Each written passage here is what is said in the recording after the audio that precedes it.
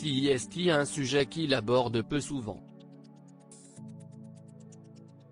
Lors d'un entretien accordé à Libération, Attic s'est confié comme rarement sur son rapport à la religion.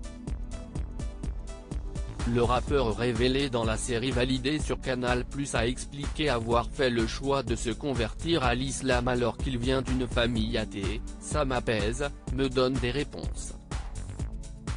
J'ai un rapport ultra intime et tolérant sur la religion, a-t-il déclaré avant d'ajouter que selon lui il n'y a pas une pratique.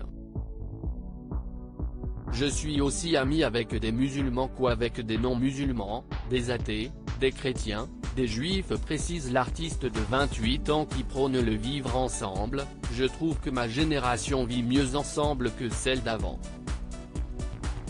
Si est logique, plus il y aura de métissage en France, plus il y aura de vivre ensemble, estime-t-il.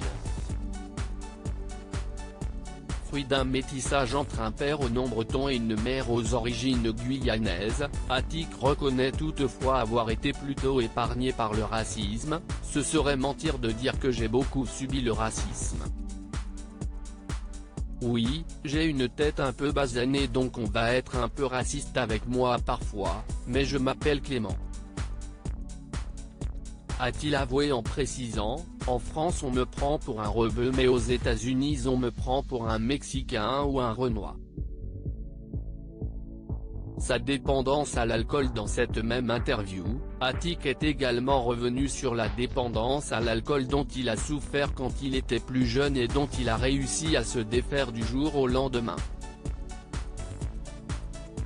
Alors qu'il était en décrochage scolaire, l'interprète d'Angela a sombré dans l'alcoolisme, allant jusqu'à consommer 1,5 litre de rhum par jour. Ce n'était pas joyeux, je faisais des conneries.